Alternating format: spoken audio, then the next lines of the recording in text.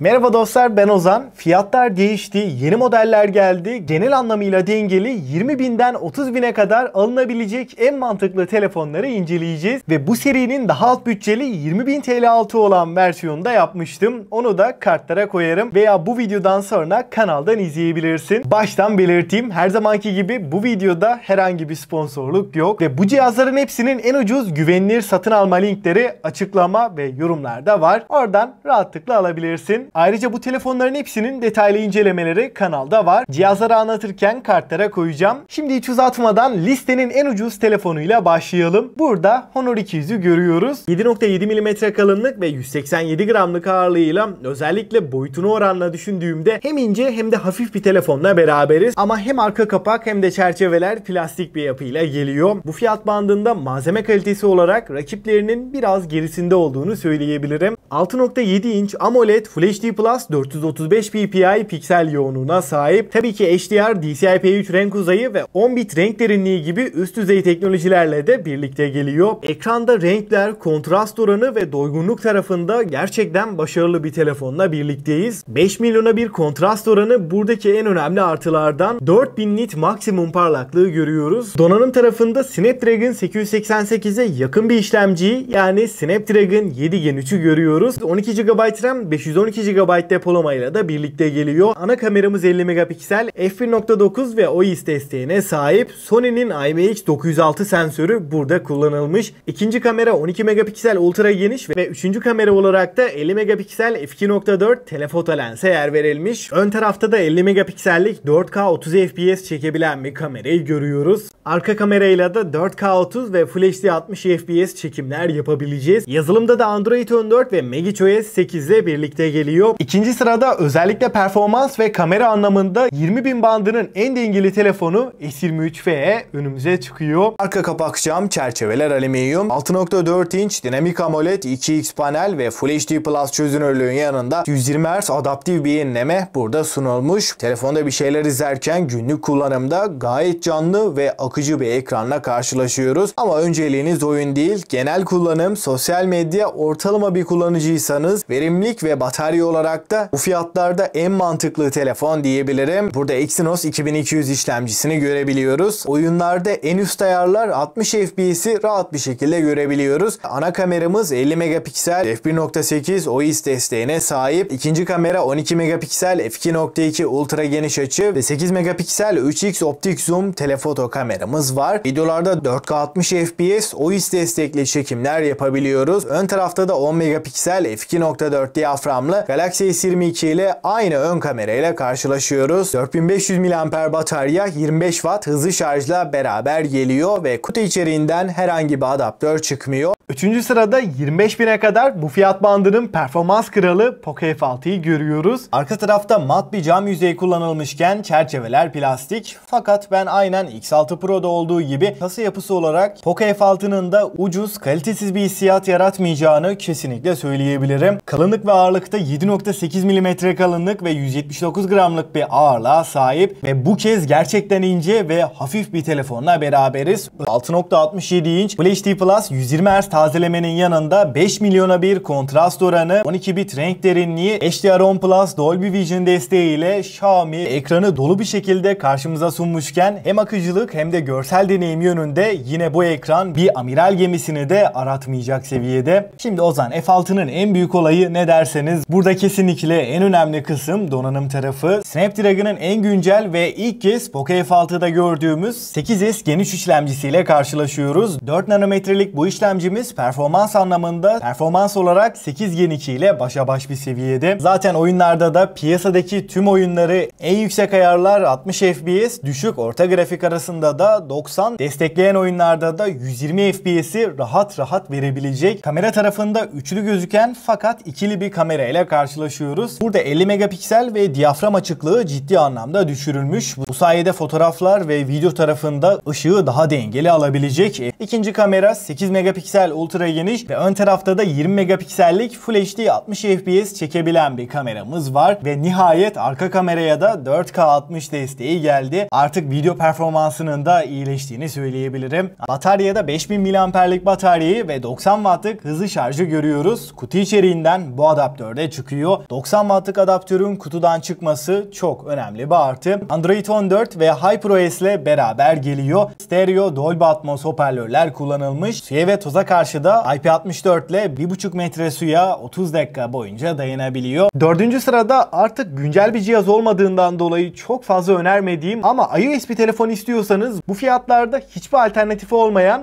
iPhone 12'yi görüyoruz. Genel hatlarıyla hala güncel bir cihaz gibi hissettiriyor. Özellikle köşeli kenar yapısı çok daha net bir deneyime sahip. Elinize aldığınızda arka kapak cam, çerçeveler alüminyum, malzeme kalitesi baya üst seviyede. Arka kapağın biraz parmak izi bıraktığında söylemeden geçmeyeyim. iPhone 12 6.1 inç XDR OLED Retina bir panelle gelirken ekranın renk başarımı, kontrast oranı ve doygunluğu tam bir amiral gemisi düzeyinde. Dokunmatik hassasiyeti, tepkisellik yönünde de çok başarılı olduğunu söylemem gerekiyor. 1200 nit maksimum parlaklıkta bize hiçbir ortamda görme zorluğu yaşatmıyor. Desteklediği teknolojilerde de yok diyebilirim. Ekran olarak iPhone 14'ten de farksız bir konumda. Burada ilk 5 nanometre işlemcilerden A14 Bionic her oyun için en üst ayarlarda 60 FPS'i rahatlıkla verebildiğini söyleyebilirim. Oldukça verimli bir işlemci. Uzun süreler oyun oynasak da hiçbir şekilde ısınmaya bağlı bir sorun veya rahatsız edici en ufak bir problemle karşılaşmıyoruz. 4 GB RAM iOS için gayet yeterli. Arka tarafta ikili kamera sistemini görebiliyoruz. Her iki kamera 12 megapiksel, ana kamera OIS ve Dolby Vision video kaydını destekliyor. İkinci kamerada ultra geniş açılı fotoğraflar çekebiliyoruz. Fotoğraf çekim kalitesi olarak bu telefonla içerik üretmek, video konusunda yapabileceklerinizin gerçekten sınırı yok diyebilirim. Oldukça mantıklı.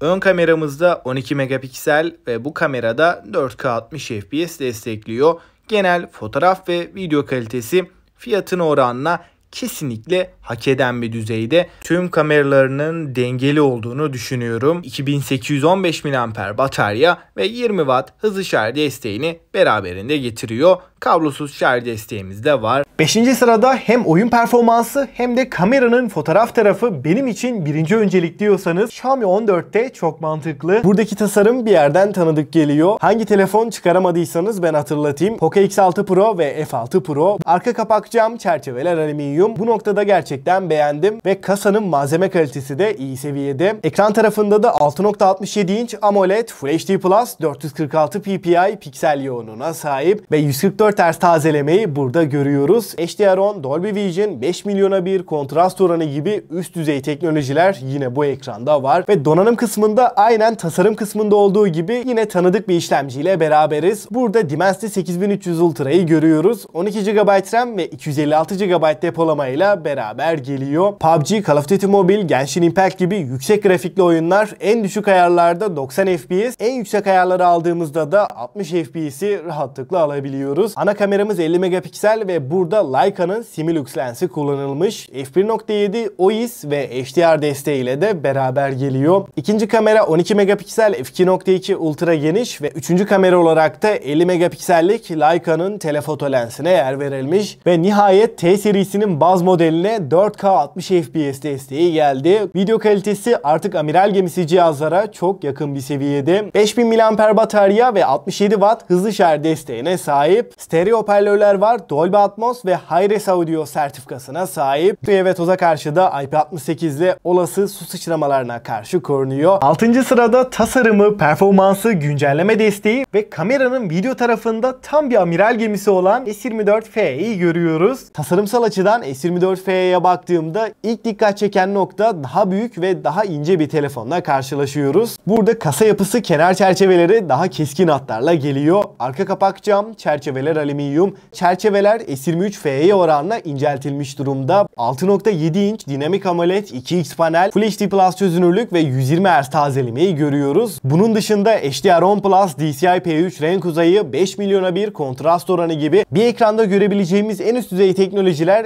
S24FE'ye konumlandırılmış. Samsung'un kendi üretimi olan Exynos serisinde benim en beğendiğim işlemcilerden Exynos 2400'ün E versiyonunu görüyoruz. Bu işlemci S24 ve S24 Plus'ta gördüğümüz 2400'ün %10 civarı kısılmış hali. Fakat buradaki işlemci Snapdragon 8 Gen 2 ile başa baş diyebilirim. Oyun tarafında PUBG'de düşük ayarlar 90 FPS, en yüksek ayarlarda 60 FPS'i rahatlıkla alabiliyoruz. 8 GB RAM, 128, 256 ve 512 GB'lık 3 farklı depolama ile geliyor. Kamera kısmında arkada üçlü bir kamera sistemini görüyoruz. Ana kameramız 50 megapiksel f1.8 OIS desteğine sahip. İkinci kamera 12 megapiksel f2.2 ultra geniş. Üçüncü kamera olarak da 8 megapiksellik f2.4 3x optik zoom yapabilen telefoto kamerasına yer verilmiş. Ön tarafta da 10 megapiksellik 4K 60 FPS çekebilen bir kameramız var. Arka kamerayla da 8K 30 ve 4K 60 FPS OIS destekli videolar çekebiliyoruz. 4700 mAh batarya ve 25 Watt hızlı şarjla beraber geliyor. Kutu içeriğinden her zamanki gibi telefonumuz ve Type-C şarj kablosu dışında bir şey çıkmıyor. Ve son sırada Honor 200 Pro'yu görüyoruz. 6.7 inç AMOLED Full HD Plus çözünürlüğün yanında 120 Hz bir tazeleme burada kullanılmış. Bu ekranın en önemli artısı 4000 nit maksimum parlaklığı. Hem çözünürlük, görsel deneyim olarak hem de canlılık tarafında bu fiyat bandındaki en iyi ekran. Donanımda Snapdragon 8S Gen 3'ü görüyoruz. Bu işlemci 8 Gen 2'nin daha verimli, yani daha az güç tüketen ve daha az ısınan versiyonu. 12 GB RAM, 512 GB depolama ile birlikte geliyor. Kamera kısmında ana kameramız 50 megapiksel f1.9 OIS desteğine sahip. Üçüncü kamera olarak da 50 megapiksel f2.4 telefoto zoom kamerasına yer verilmiş. Ön tarafta da 50 megapiksellik bir kamera kullanılmış. Arka kamerayla 4K 60 FPS OIS destekli çekimler yapabiliyoruz. 5200 mAh batarya ve 100 Watt hızlı şarj desteğine sahip. Stereo hoparlörler var. Yazılımda da Android 14 MagicOS 8.0 ile birlikte geliyor. 2 yıl Android, 3 yılda güvenlik güncellemelerini alacak. Kablosuz bağlantılarda da Wi-Fi 6, Bluetooth 5.3, 5G ve NFC desteğine sahip. 2 yıl Android, 3 yılda güvenlik güncellemelerini alacak. Dostlar, şimdi en önemli kısım favorilerimden bahsedeyim. Eğer bütçem 20.000 bandındaysa tasarım, ekran kalitesi ve batarya performansı benim için birinci öncelikse Honor 200 çok mantıklı. Ama kamera, performans, yazılım ve güncelleme desteği genel dengesiyle düşündüğümde bu fiyatlarda S23FE bana daha mantıklı geliyor. Bütçem 25.006, ekran kalitesi ve performans benim için birinci öncelikse Poco F6 tartışmasız favorim. iPhone alacağım, kamera performansı ve ekran kalitesi benim için birinci öncelik. Bütçeyi 30.000'in üstüne çıkaramıyorsam iPhone 12 alınabilir. Ama bana sorarsan biraz daha zorlayıp iPhone 13 almakta fayda var. Ama bence 30.000 altı bütçeyle her anlamda düşündüğümde en mantıklı telefon S24FE. Eğer büyük ekran seviyorsanız da S23'e oranla çok daha iyi bir alternatif. Xiaomi 14T'de Honor 200 Pro'da rahatlıkla alınabilir. Ancak genel dengesiyle S24FE amiral gemisi cihaza daha yakın. Hem kamerada hem de genel deneyimde neredeyse S24 Plus'la başa baş seviyede. S24FE'nin 128 GB ile 256 GB'ı şu an hemen hemen aynı fiyatlarda. O yüzden 256 GB almak çok daha mantıklı. Ve açıkçası listeyi genel anlamıyla değerlendirdiğimde 20.000'den 30.000'e kadar gerçekten alınabilecek en mantıklı telefonlar bunlardı. Eğer bütçeniz bu aralıktaysa bu telefonlar dışında başka bir cihaza da bakmanızı önermiyorum. Her yönüyle düşündüğümde en iyiler bunlardı. Honor 200 Pro dışında diğer telefonların incelemeleri kanalda var ve bu cihazların hepsinin en ucuz güvenilir satın alma linkleri açıklama ve yorumlarda var. Ve aklına takılan herhangi bir soru olursa mutlaka yorumlarda bekliyorum. Serinin devamı daha yüksek bütçeler için gelsin diyorsan da videoyu beğenmeyi ve abone olup bildirimleri açmayı unutmayın.